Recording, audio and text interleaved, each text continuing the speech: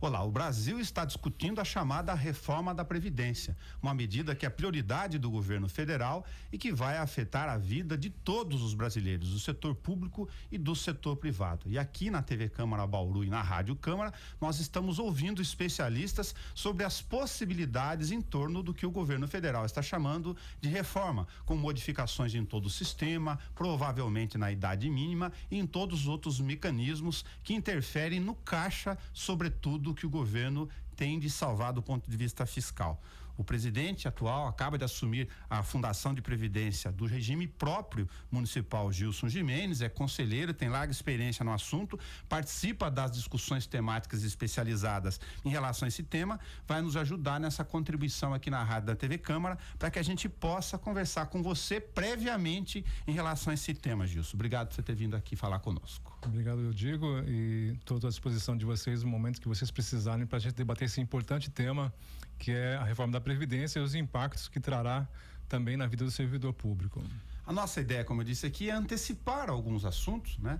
Para que a gente possa ajudar as pessoas que estão lá na rua a entender o que pode acontecer com a vida delas. Tem um ponto interessante dessa questão estrutural que você falou pra gente fora do ar, eu gostaria de começar por ela. E quando fala a expressão reforma da Previdência na cabeça das pessoas, embora seja uma possibilidade de alteração de uma série de regras, o frigir dos ovos, a questão que está pegando é o aspecto financeiro, econômico da conta.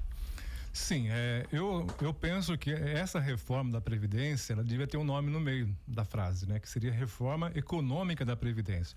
Digo isso por quê? Porque uma reforma da Previdência tem que ser levada ao conhecimento e debate de todas as classes sociais do país, que envolvem trabalhadores. Por quê? Porque é uma reforma meramente econômica, no meu ponto de vista, que tem o anseio de equilibrar as contas do governo federal.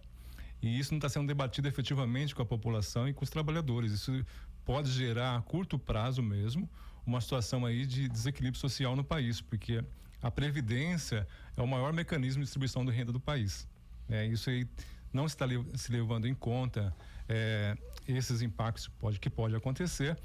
E a análise que eu faço em termos de impacto é que não estão observando o próprio artigo 194 da Constituição Federal, que no arcabouço constitucional define como saúde, previdência e assistência social o bolo arrecadatório da Previdência Social no Brasil, que é a Seguridade Social. Então a Previdência, para ser discutida, o governo pega e pinça a Previdência desse arcabouço para dizer que ela tem rombo previdenciário.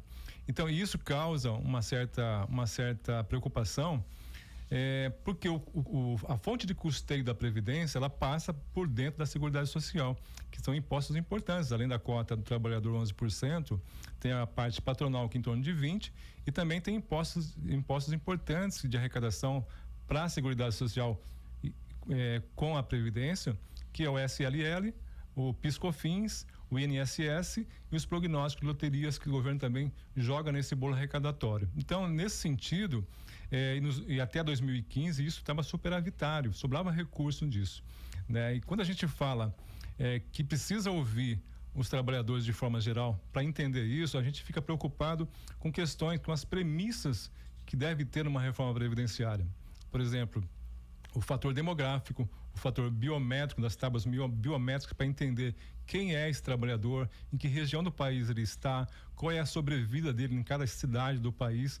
Porque nós temos um país ainda muito pobre, de salários muito baixos, e você tem que prestar atenção na qualidade e na vida laboral desse indivíduo para dizer se ele chega ou não para uma aposentadoria. Você limitar a idade delimitar a idade a 65 anos de idade, você pode excluir de que tem esperança muitos trabalhadores brasileiros por conta desses efeitos demográficos. Vamos começar a comentar alguns desses itens aí. A base inicial que você fala sobretudo essencial por causa da questão econômica. O que você está falando, para quem não acompanha, é que quando você vai discutir previdência, a gente pega o exemplo do regime próprio aqui, a gente trabalha, quanto que o trabalhador paga de alíquota e quanto que a cota patronal ou o patrão paga. No caso, o poder público aqui vê se essa conta dá certo para pagar essas aposentadorias e pensões. No caso do regime da Seguridade Social, assistência, saúde e previdência, você tem impostos no meio para as pessoas entenderem a diferença. Exato. Arrecadações de impostos, de todos esses tributos que você citou, que compõem essa continha e o governo não gosta de tocar nelas na planilha. Exatamente. O governo não abre essa discussão pública, no meu modo de ver, porque desde o governo FHC se criou a DRU, a desvinculação das receitas da União. E o governo, o governo Temer, após o impeachment da presidente Dilma, ele aumentou para 30% a retirada de recursos da Seguridade Social. Ou seja, o governo retira recursos da Previdência para pagar os juros da dívida interna brasileira. O que seria esses juros? Seriam os títulos do Tesouro Nacional que o governo injeta no mercado financeiro, né? Para honrar seus compromissos com a dívida pública. Isso se chama dívida pública. Então ele retira recursos também da Previdência e coloca para honrar seus compromissos financeiros. Por isso, então, que há uma grande força política no país pressionando para que haja uma reforma da Previdência, que, na verdade, não querer também dar a sua cota de contribuição para o país, né? Então, uma coisa é pegar todas as incidências de contas econômicas, colocar no papel, ver a tábua de despesa, obviamente, no tempo atual, as questões de idade, todos esses indicadores que você comentou, e verificar quanto que o governo, através do mecanismo da desvinculação de receita orçamentária, a DRU, ele retira deste bolo que, na essência da legislação, deveria estar na conta de receita da Previdência. Sim, a Constituição de 88, ela foi muito fraterna com o povo brasileiro, porque nós estamos ainda em um país relativamente muito pobre, né, com distribuição de renda precária, com salários precários do trabalhador, e esse artigo da Constituição formulou uma forma forte de distribuição de renda. Por isso que eu acho que é um risco muito grande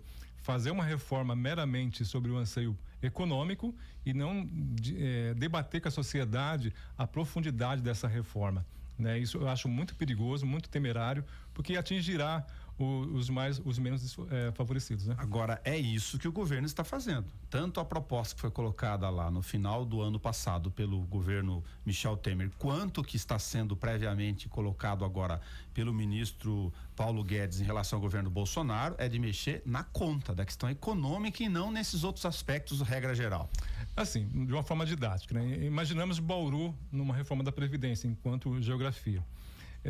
Você pegar um trabalhador, um pedreiro, por exemplo, que mora no Parque Jaraguá, que tem uma dificuldade de acesso à saúde, educação, reciclagem profissional. Então, a capacidade laboral desse indivíduo vai ficar muito mais fragilizada para chegar a uma aposentação do que um médico que mora na região sul da cidade, né? Que tem uma capacidade, teve uma vida muito melhor, né? Então, assim, você passar a régua e não enxergar a forma demográfica do país nesse sentido, você vai nesse mesmo momento inibir que muitas pessoas possam se aposentar no país. Isso é muito delicado. Nesse aspecto, só para acrescentar ele que é importante, da idade, me parece que avançou um pouco a ideia de idade vinculada a situações de expectativa de vida, por dado oficial também medido pelo governo, de forma regional. Seria uma forma de compor um pouco esse fundamento?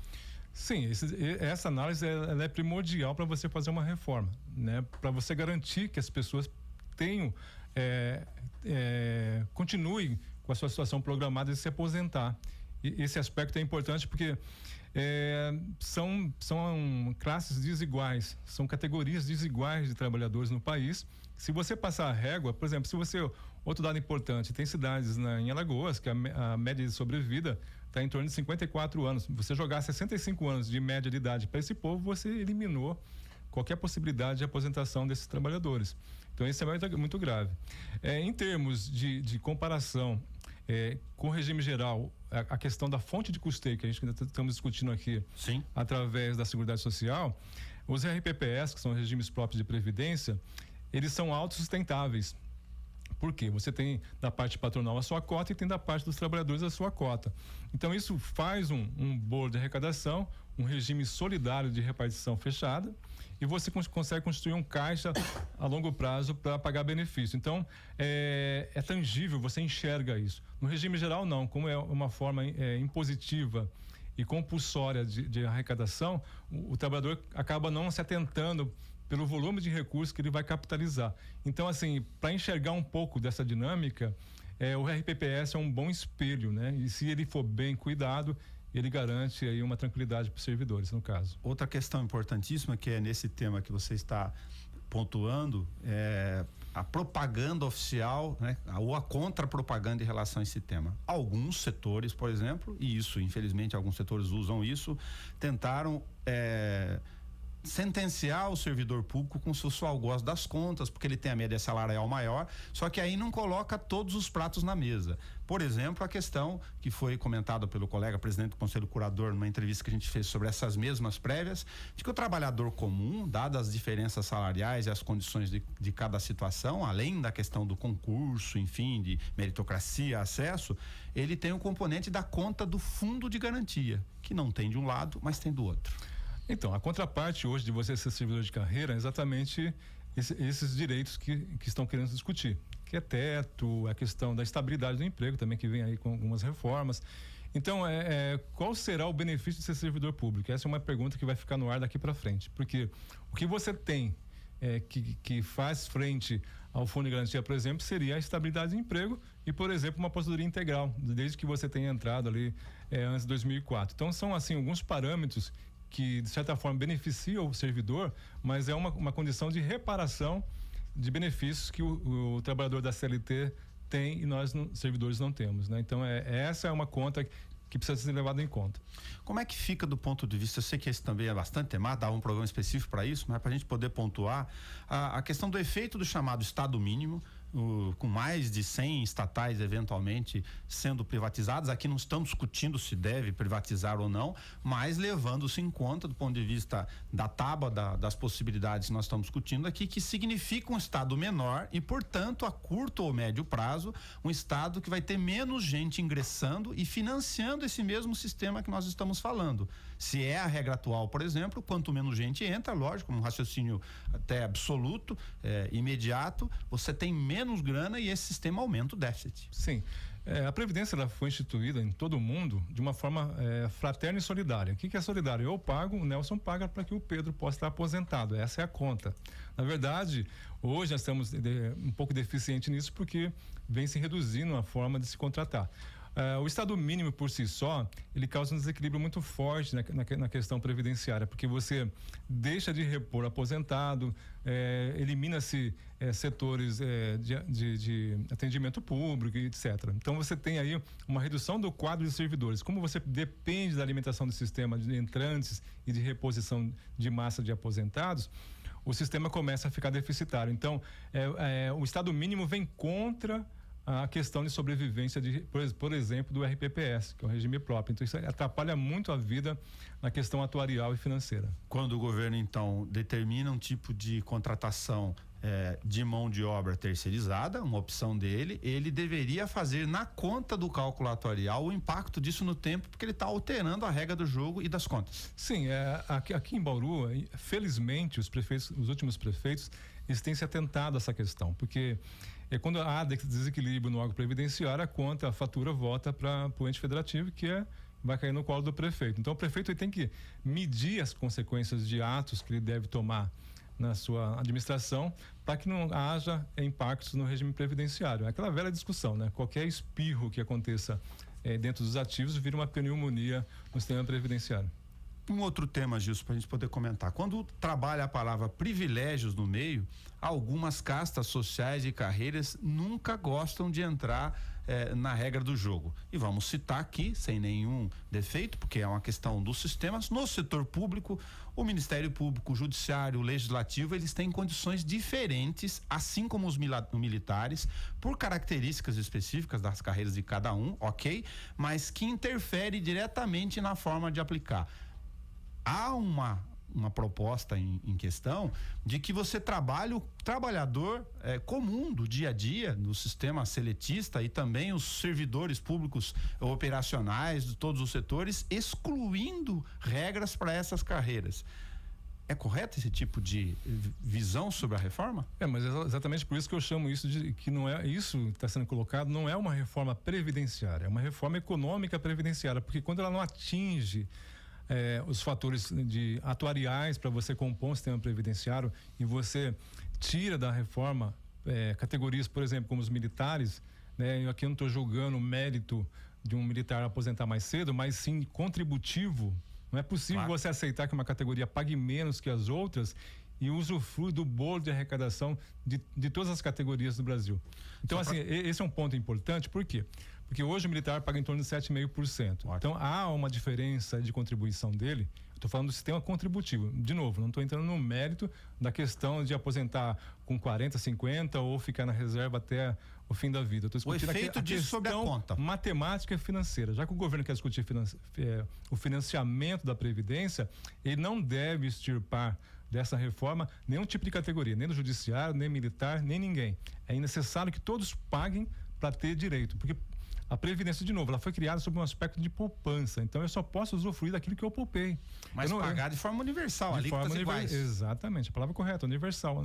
É uma universalidade que você tem que determinar todas as categorias brasileiras para que você possa ter um caixa e essa pessoa corresponder àquilo que poupou e vai receber daquilo que poupou quando se aposentar. Por isso que a gente queria insistir nessas prévias, para dar didatismo nessa história. Por exemplo, muito pouca gente sabe que o militar paga 7,5%, enquanto o trabalhador comum do setor privado ou do público paga 11%. Tem discussões de alíquotas agora em crescimento para equilibrar o jogo. De novo, só a conta econômica que você está enfatizando aqui. Mas tem outros privilégios. Se a gente considerar vantagens ou diferenciais para algumas categorias em relação às demais, uma série de coisas. Por exemplo, a aplicação da regra constitucional dos tetos salariais, o recebimento de verbas indenizatórias para várias carreiras no setor público que não entram na conta para efeito de capitalização, embora sejam recursos visivelmente de natureza laboral, do trabalho, ou seja, é dinheiro que não entra no caixa e aí aumenta o déficit. É o equilíbrio matemático, né, que você tem dentro de uma composição de um regime de previdência. Se você contribui sobre o valor do benefício na sua totalidade, você vai receber isso quando se aposentar. Então, a sua conta matematicamente daquilo que compõe os descontos previdenciários vai dar o direito a um tipo de benefício que você historicamente poupou. Então, isso contempla, você pode ganhar 5, 10, 15 mil reais, desde que você contribui por todos os benefícios que você receba na carreira, que são plausíveis de desconto previdenciário. Um outro tempo a gente não perder aqui para pontuar que visão que você tem sobre essa ideia de capitalização, um sistema misto aí de compensações de valores que está sendo discutido. O Ciro Gomes falou bastante disso na campanha eleitoral, o governo Bolsonaro agora, através do Paulo Guedes, também assume essa ideia. Alguns acham que é uma reação muito pró-mercado, previdência privada de uma forma indireta na regra do jogo, outros já acham que é um sistema necessário para os chamados funcionários que estão na fase de transição. Eu também tenho uma crítica séria sobre isso, porque assim, o efeito de uma previdência como essa, que é chamada de previdência atuarial, o trabalhador ele tem ele cria uma esperança que ele vai criar um caixa para ele sobreviver quando ele tiver mais capacidade laboral. Na verdade, é um tipo de poupança isso. Eu não chamo isso de previdência, porque assim, não há responsabilidade solidária sobre esse tipo de benefício. Então, se você aquilo que você poupar vai ser uma responsabilidade sua. Você vai capitalizar recurso na sua vida, e se você usar, observar o salário do trabalhador brasileiro, dificilmente ele vai conseguir recursos. Vamos supor que fosse 60 anos de idade hoje para se aposentar e ele fosse viver até 75. São 15 anos que ele vai ter de volta toda a capitalização que ele fez na sua carreira. Se você pegar um exemplo do Chile, por exemplo, que está sendo muito ventilado, é exatamente isso. É um plano de previdência extremamente individual, né? Que tem a conotação de poupança, e você vai subsistir no momento que você se aposentar com esses recursos. Então, no Chile, por exemplo, a expectativa de poupança do trabalhador era receber um salário mínimo. Quando ele começou a receber de volta aquilo que ele poupou, fracionado em anos e em meses, ele deparou que ele estava recebendo 1/3 do salário mínimo. E aí cria um aspecto social extremamente nocivo para a população. Financeiramente é uma forma de apropriação do dinheiro. Não dá para fugir muito de alguns termos duros como esse.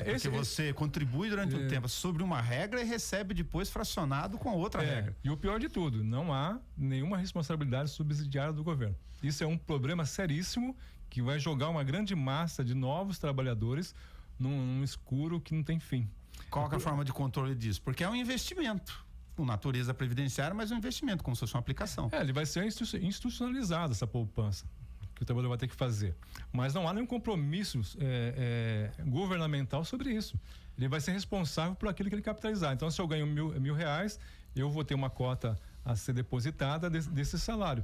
E, de novo, não há condições financeiras para o trabalhador depositar um montante que te dê garantia de sobrevivência, por exemplo, pela tábua do IBGE, que é 14 anos. Já que a gente falou de todos aqui, eu sei que é um subtema, mas que vai chegar num determinado momento da reforma à Previdência que estão fazendo prévia, vai ser discutido. Há um contingente, os chamados brasileiros que estão na fase de transição significativa de brasileiros que vão ter que entrar nessa conta, que é avaliar sentido de justiça, isonomia, inclusive na seguinte questão: brasileiros que, por uma série de relações, na geração atual, entraram muito cedo no mercado de trabalho, já reúnem os 35 anos, que é a condição atual, mas ainda não têm idade. Tem um volume significativo de milhões de brasileiros nessa situação, que faz muita diferença aqui essa questão do tempo. Como é que você vê eles? Eu vejo assim, estão querendo fazer uma reforma da Previdência para alongar o tempo e protelar a condição do trabalhador receber os seus proventos quando aposentar. Essa é uma tônica do governo. Se você pegar, por exemplo, vamos pegar aqui o exemplo clássico da Funprev de Bauru. Você tem lá uns afastamentos mensais há mais de 15 dias. Ok. Você pega a idade média dos afastamentos a 50 anos de idade. Eu posso dizer, por esse exemplo, que vai aumentar o número de aposentação por invalidez. Por quê? Porque você vai alongar mais o tempo desse cidadão se aposentar e a capacidade laboral dele vai estar diminuindo, que acontece com qualquer trabalhador que chega aos 40. Então, assim, como ele vai ter o seu plano de previdência frustrado, alongado ao tempo, e a capacidade física dele, mental, de chegar à aposentação será muito precária. Então, haverá um número muito grande de aposentação. E pior, né? Se você usar, de novo, de uma forma demográfica, entender que tem regiões do país que a média de idade é 60, 55, nessa faixa, muitos trabalhadores serão privados de se aposentar. Mas nesse caso, se você aplicar os outros princípios da legislação cruzados com o regime previdenciário, não dá para discutir ilegalidades aí, porque você tem essa questão de não acesso no sistema por força de uma limitação de idade completamente fora das questões do censo regional, como você citou, e nesse exemplo que nós estamos dando aí, 50 anos como um bom patamar, essa geração atual, não é difícil encontrar, como eu disse, quem começou com 15 anos com carteira assinada, portanto tem 35, mas teria que trabalhar mais 15, diferente daquele que está entrando agora. Então, a projeção que foi feita para determinar que você se aposenta com 35 anos homem e 30 mulher, é uma projeção da capacidade laboral, lá atrás, exatamente como você falou. Eu, por exemplo, comecei a trabalhar com 11 anos de idade. A regra do jogo era outra. Então, a minha capacidade física e mental para me manter, eu tenho a duras penas chegar a uma aposentação hoje, né? Vamos assim dizer, né? É interessante porque é um reflexo de quem trabalhou efetivamente, que se dedicou ao trabalho, em termos positivos de avaliação. Agora, a grande massa, se você pegar, por exemplo, a Funprev, a nossa média de idade hoje está em torno de 47 homens e 46 mulheres. O deferimento dessa massa de trabalhadores é daqui 8 anos. Então, se você esticar essa capacidade, você vai carregar de afastamento esses servidores que vão adoecer de forma natural, por doenças ocupacionais também. Então, você vai aí criar um subsistema de aposentação por invalidez. Aproveitando essa citação sua, Justo, já entrando nos seus desafios renovados aqui com a assunção ao cargo de presidente da Funprev, do regime próprio municipal, nós temos um contingente médio de cerca de 1.000 pessoas entre os chamados iminentes, aqueles que já reúnem condições pela regra do jogo atual da reforma da Previdência. Você está dando um dado no raciocínio da nossa prévia aqui sobre Previdência, que talvez valha para a nossa situação aqui. Dependendo do tamanho da facada, do corte que o governo der nas regras e todas essas condições, não pode ser um tiro no pé, inclusive para os regimes próprios, no sentido de gerar contas que hoje não existem, sair um monte de gente aposentando correndo, como acontece. Por que eu vou ficar no sistema se a perspectiva é mais dura, para ganhar menos, ter que pagar mais e com menor valor de benefício, como a questão do teto, por exemplo? As pessoas que estão com os pressupostos atingidos, elas não serão afetadas pela reforma da Previdência, né? Isso aí é um dado que os que estão também não devem... Os eminentes não entram no jogo. Os eminentes não entram ele entra no jogo da reforma, mas os que já estão com os pressupostos atingidos, eles estão fora, estão tranquilos nessa questão. Esses eminentes, se eles tiverem algum tipo de pressuposto, mesmo que haja desvantagem salarial e a incapacidade física de chegar à idade prevista, tendo um pressuposto de se aposentar, ele vai correr se aposentar e segurar o que tem, né? Isso vai acontecer. É o que eu coloco para o servidor público municipal, que não há que se ter desespero de pedir aposentação, né? A FUNPREV hoje ela não pode falar em benefícios que serão transformados na reforma, porque ela não tem conhecimento definitivo disso. Então não há que se preocupar, e a FUNPREV não tem condições de dar esses dados, né? Então, quando eu falo nisso, eu falo, por exemplo, com a visão do último texto que foi levado, e que esse governo, eu tenho quase que certeza que ele vai copiar, né? Que a idade mínima é 65 homens e 62 mulheres.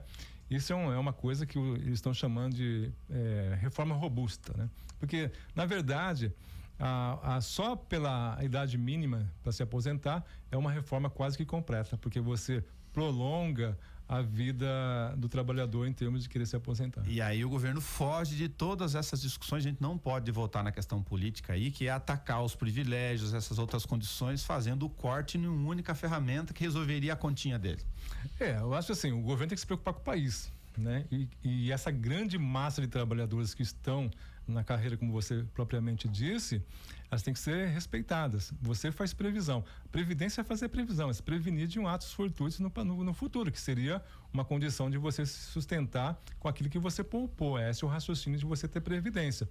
Se ele fizer essa reforma, ele tira toda a história de quem um dia quis se aposentar e poupou para isso, né? Se assume a previdência da FUNPREV sobre todos esses desafios, né? A gente quer usar esse espaço público aqui, como a gente disse para você, para inclusive renovar isso assim que o governo apresentar a proposta. Aliás, não é para fazer alarmismo nenhum, para discutir os temas e todas as possibilidades de forma franca. Pensando nisso, para incluir um indicador aqui, agora da presidência da FUNPREV, Gilson, de que forma que você vê, porque eu sei que você acompanha de perto, porque já estava conselheiro, a ideia da economia brasileira é trabalhar abaixo de 2 dígitos, há bastante tempo já, com as taxas de inflação aparentemente bastante consolidadas, equilibradas. Isso mostra um cenário para o mercado financeiro, para quem não acompanha, de dificuldade cada vez maior de você conseguir altas rentabilidades como tiveram aqueles vulcões do passado, para cima e para baixo. Ou seja, ficou cada vez mais necessário ser ainda mais especializados em comitês de gestão, de forma colegiada, para que você consiga melhorar a carteira com margens de risco dentro das formas legais, tentando obter, às vezes, centavos de vírgula, de percentuais, para que você possa manter rentabilidades razoáveis no mercado. O desafio é por aí? Sim, a gente tem um compromisso, né? É um regulamento da própria Secretaria da Previdência que determina que você tem uma meta a buscar no mercado financeiro, isso a gente chama de meta atuarial, que isso aí entra na conta do equilíbrio financeiro do órgão previdenciário, no caso da FUNPREV. E a gente, historicamente, vem lutando para que pelo menos perseguir essa meta. Se você pegar um histórico de 2007, da primeira gestão que eu estive até hoje, que eu consegui fazer isso, a FUNPREV bateu uma meta, perseguiu uma meta de 280%, ela atingiu 270% de rentabilidade. Se você tirar o efeito meta, a FUNPREV triplicou o caixa previdenciário. Então o trabalho foi bem feito em termos de perseguir meta. Sim, então assim, sim. A FUNPREV fez o seu papel institucional de garantir que houvesse boa rentabilidade. Então isso nos dá uma garantia boa, isso reflete também no município, que deixa de se fazer aporte previdenciário. Então a gente fortaleceu assim a certificação, a qualificação dos gestores da FUNPREV, para que a gente pudesse ter um grupo coeso, entendido de mercado financeiro e buscar rentabilidade no mercado que é flutuante, depende das ocorrências, ele sobe e desce, né? Não tenho dúvida.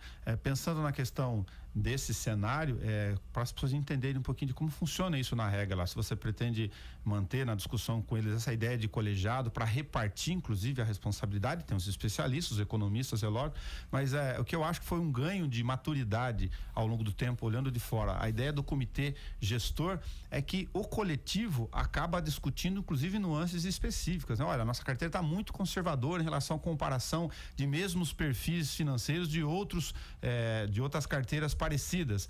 Vamos ver se no próximo cenário a gente ajusta um pouco melhor ou não, é outro caminho, por exemplo? Sim, a gente tem que estar aberto a críticas, né? A nossa crítica interna também está fazendo isso. A gente discutiu no final do ano com o comitê discussões dessa natureza e a gente sabe também que pelo modelo previdenciário que temos, a gente tem que definir nossa carteira. Então, uma carteira conservadora para que não haja tanto risco de você depreciar os ativos que a gente tem na carteira. Então, a gente trabalha em cima de uma carteira basicamente conservadora, em torno de 88%, 90% e 10% em renda variável, que são ativos de maior risco.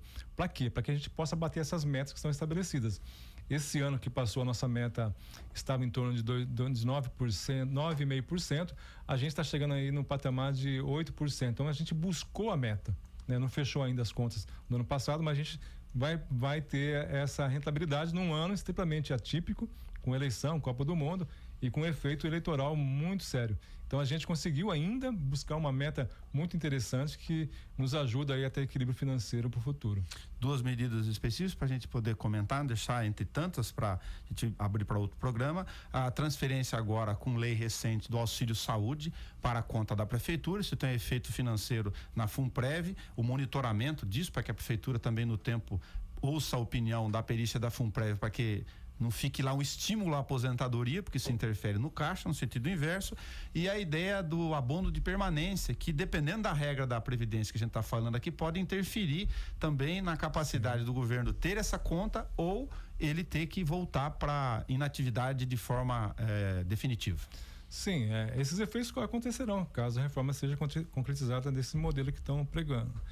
Na questão do auxílio doença, eu acho muito interessante por conta disso, né? A gente fez um trabalho que se fechou agora em dezembro, levando para a prefeitura um anteprojeto de lei para que o executivo possa analisar da volta da readaptação. Por quê? Nós temos hoje vigente a restrição. Isso causa um monte de impactos na vida do servidor, inclusive discriminação, preconceito, psicológico, emocional. Acaba levando esse servidor a adoecer precocemente. Então, isso tem causado um dano muito sério na administração. A gente acompanha. Eu também tive em comissões internas de saúde ocupacional e pude observar muito disso. Então, a volta foi uma luta também que eu travei há muito tempo, e agora os companheiros que a gente analisou que isso precisava ser discutido, a gente fez um anteprojeto para trazer a readaptação. Para quê? Para que haja mais produção também, né? Não é só o servidor que ganha com uma readaptação, tirando ele da função original, sem perder a função original, levando para uma função que ele possa executar com a sua capacidade laboral.